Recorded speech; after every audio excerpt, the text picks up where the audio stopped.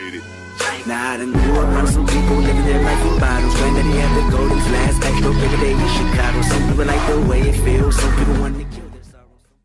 네, 안녕하십니까. 또 오랜만에 영상을 찍게 됐습니다. 네.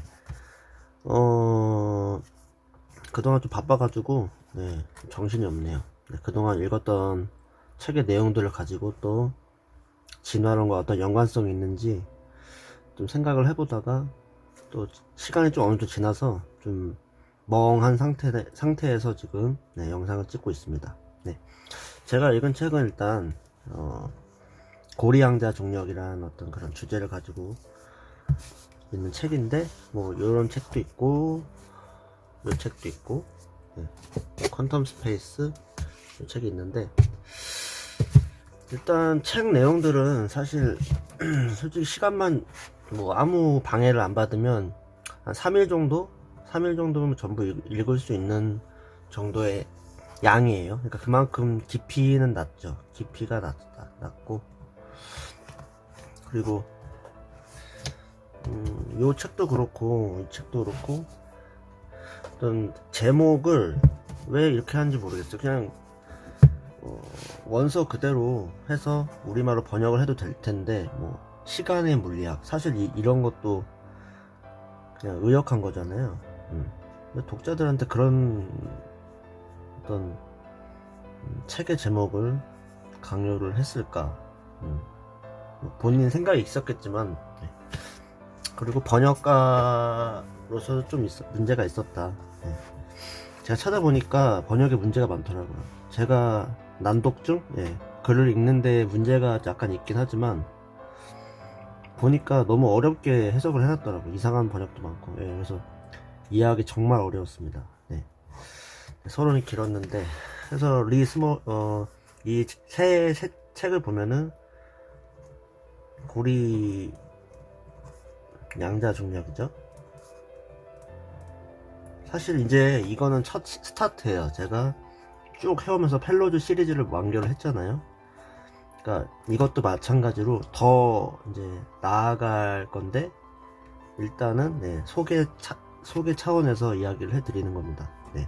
그 이후에 이제 내용에 대해서는 제가 더 할 건데, 일단 고리양자 중력에 대한 이야기고, 이것은 이제 공간에 관한 이야기예요. 네. 공간의 최소 단위, 뭐 이런 내용인데, 그러니까 사실은 공간은 없지만 어떤 관계 속에서 관계가 공간을 창출한다, 이거거든요. 공간은 절대적이지 않다, 뭐 이런 식의 내용인데, 그래서 대표 저자는 리 스몰린이고요. 스몰린.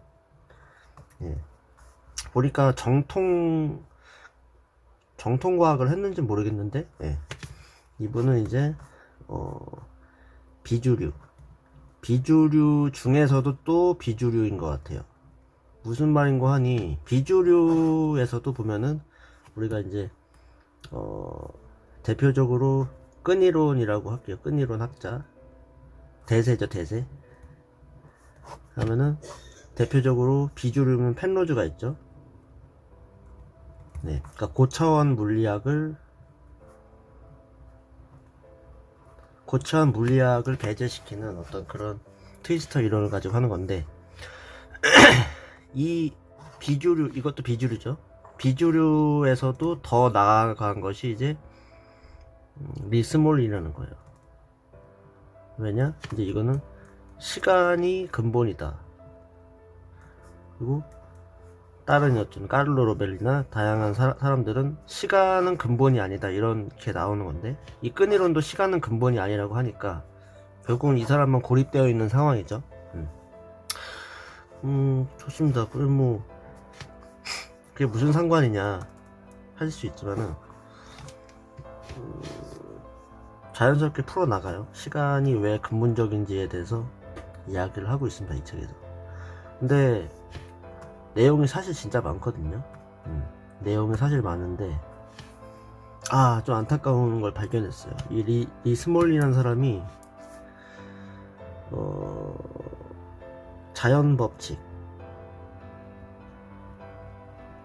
이 자연 법칙이 진화를 한다고 주장을 합니다. 어떻게? 시간에 의해서. 그러니까 무엇이냐면 시간이 근본적이라는 것을 주장을 함으로써 자연 법칙이 진화를 한다. 그래서 우주가 진화한다. 이런 식으로 논리를 전개를 하는데, 이 전개 과정에서 너무나 오류가 많은 거를 제가 발견했어요. 뭐 발견한다기보다는 저의 생각이긴 하죠. 네. 오류라는 거예요. 뭐 오류라는 건 많지만은 단순히 우연성에 기댄다. 이건 똑같이 진화론에서도 마찬가지고 우연성이죠. 이 우연성을 설명할 수 없기 때문에 제가 지금까지 반박 영상이나 그런 거를 하는 건데, 이 마찬가지로 이 리스몰린도 이 우연성에 기댄단 말이에요. 어떤 특별한 어떤 방정식이나 어떤 절차를 가지고 하는 것이 아니라 결국은 우주는 시간 속에서 진화를 하기 때문에, 그걸 메타 법칙이라고 합시다. 메타 법칙. 이 메타 법칙이 있을 것이고, 이것이 진화를 해서 지금의 현재의 우주의 자연 법칙이 발현되는 것이다. 이렇게 설명을 하고 있습니다. 그러니까 이게 이 사람 나름대로는 생물학과 우주론을 결합시켜서 말한 것 같아요. 지금 제가 하고 있는 작업이긴 한데, 그러니까 결론은 근데 사실 그건 아니다 라는 것을 제가 말씀드리는 거예요. 그래서 뭐 엄청 많지만은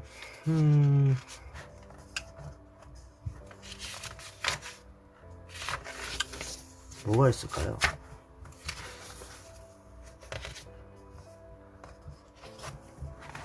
이야기를 정말 많습니다. 그래서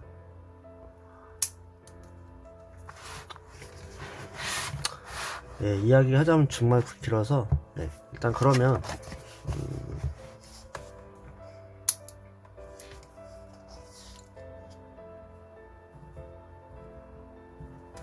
검색을 할까요? 지금 뭐 고리양자 중력을 연구하는 사람들은 이 공간이 어떤 나드로 되어 있고, 이 사람들이 정의하는 게 나드예요. 어떤 이렇게 있으면 공간이 이런 관계 속에서 발현된다는 거예요. 그래서 이런 나드가 우주에 10의 180승계가 있다고 합니다. 이 사람들이 주장한 바로는 그러니까. 그러니까 뭐냐면 이건 입자는 아니에요. 입자는 아니다. 입자가 아니다. 진화론에 관련된 동영상에서는 우주의 총 입자 바리온 수가 10의 80승계라 그랬죠. 그러니까 그것보다 훨씬 많은 거죠. 그죠? 그리고 최소 면적이 프랑크 스케일이라 그래요. 그러니까 뭐 10의 마이너스 33승을 뭐 제곱한 거겠죠. 어쨌든 공간이 이렇게 제가 봤을 때는 연속적으로 보이지만 사실 그거를 들여다보면 이렇게 나드로 되어 있다라고 설명을 하고 있어요. 그러면은 이게 엄청나죠. 이제 시작합니다. 진화론과 관련이 있는가?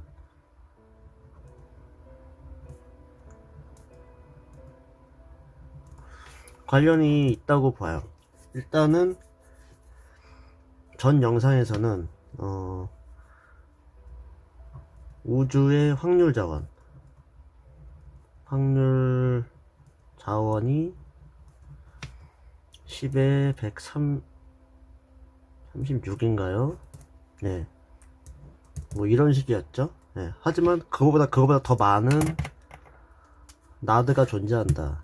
이 나드를 가지고 어떤 관계를 만들어야 될 거 아니에요. 그죠? 이 관계를 가지고 공간을 창출해야 돼. 그 공간이라는 것 자체가 뭐 제일 작게는 입자라고 합시다. 리스몰린이 주장한 바로는 양성자 하나를 만들기 위해서는 10에 65개의 나드가 필요하다고 해요. 그러니까 점이라고 할게요. 네, 점이라고 합시다. 양성자 하나가 하나를 만들기 위해서는 이 정도의 개수가 필요하다는 거야. 어마어마하죠. 그럼 경우의 수를 따져보자고요. 경우의 수. 그러니까 우리가 양성자를 가지고 뭐 여러가지 만들 거 아니에요, 그죠? 이건가요? 아무튼 이거 하나를 공간이라고 해보자고. 만약에 이렇게 만들자고 치자고.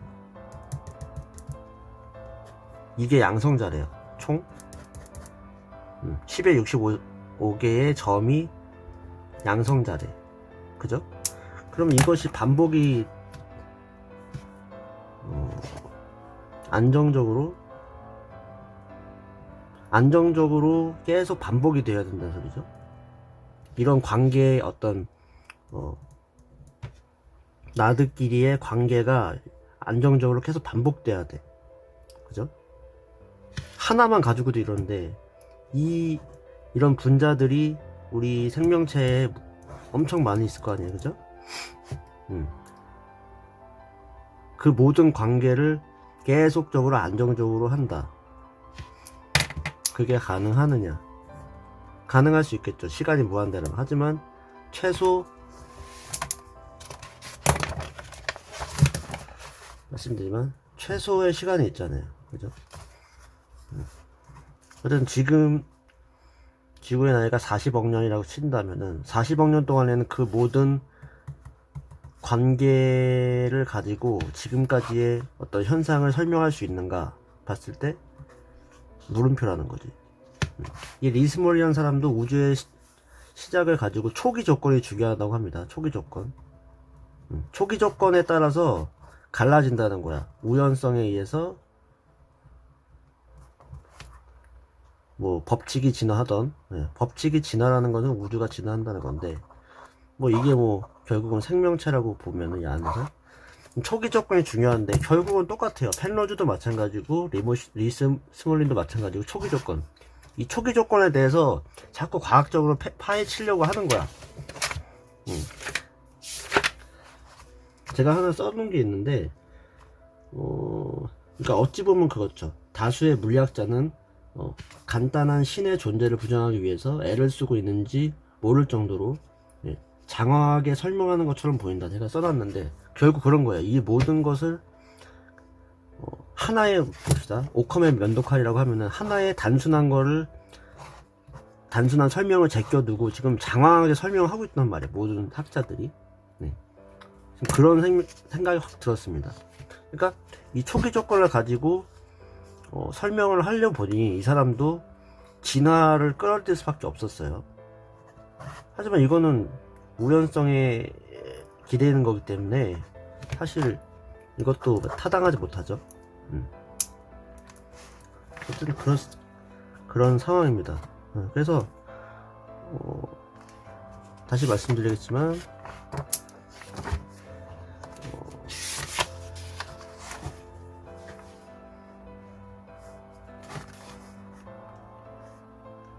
무한한 관계 속에서 조건을 하나 주지 않는 이상 그냥 무질서하다는 거야. 결국은 무질서해질 수밖에 없다. 그런 겁니다. 그러니까 그 정보라고 할게요. 어떤 특정 정보가 있지 않는 이상 안 된다는 거야. 그리고 리스몰린 이 사람이 더 하나 오류를 한 게 있어요. 어떤 에너지를 부여하면 어떤 상황에서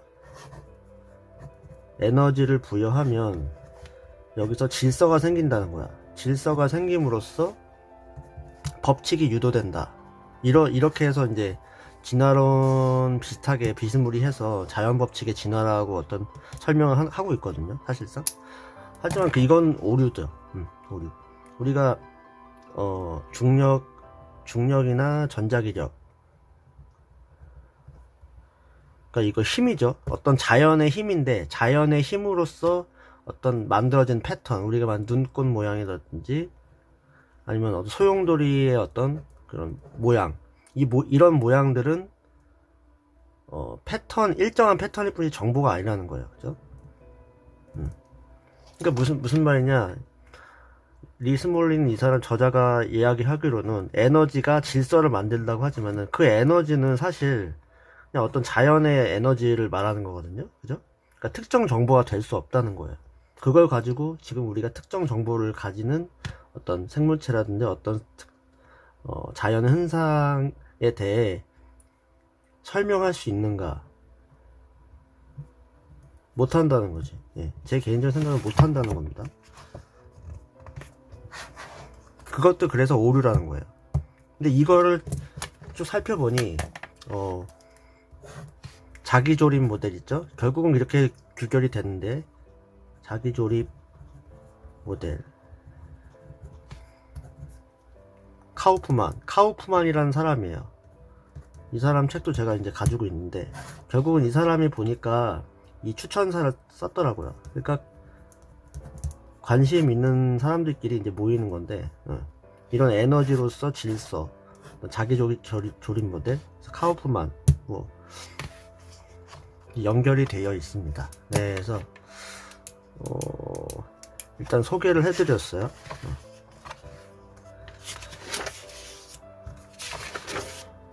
좀 안타깝더라고요.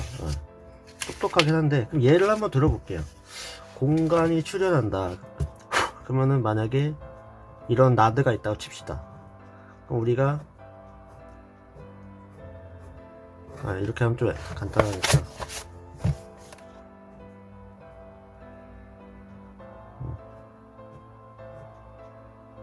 이게 정사형체라고 합시다.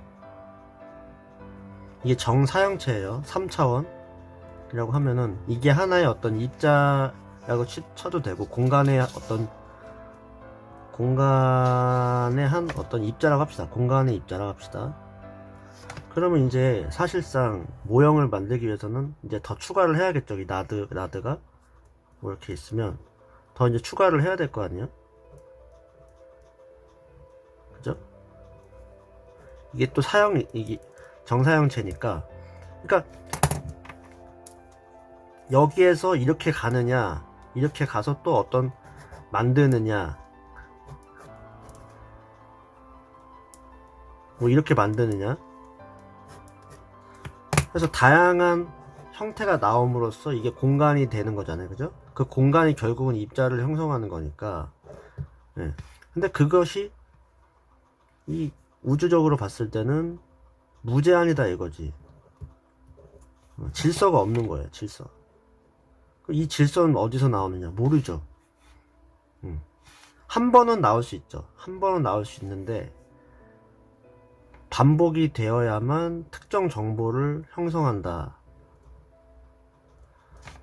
예를 들어서 DNA를 합시다. 이 DNA는 뭐 어마어마하겠죠. 예. 양성자 하나가 10에 65개라고 했으니까 나드가, 그럼 이 양성자가 DNA에 얼마나 있겠어요? 아니면 인이 됐던 뭐 여러가지 모든 원자들이 이 나드 이상이 있을 거 아니에요. 엄청난 배로. 이 관계들을 반복적으로 할 수 있는, 이게 포인트는 반복이죠. 어떤 특정 조건이 있지 않는 이상 힘들다 이겁니다. 네. 그래서 결국은 트위스터 이론에서도 진화론과 연관성을 찾았고, 이 고리양자 중력 이론에서도 특히나 이제 공간에 대해서 한번 파헤쳐 보니까 우연으로는 설명할 수 없는 게 많이 있더라. 그거를 발견하게 되었습니다. 네. 일단 이게 소개예요. 이게 소개고, 이게 추후로 제가 좀 더 밝혀보도록 하겠습니다. 밝혀본다기보다는 이제 좀 다듬어서 다음 영상을 한번 찾아뵙겠습니다. 네. 그럼 시청해주셔서 감사합니다.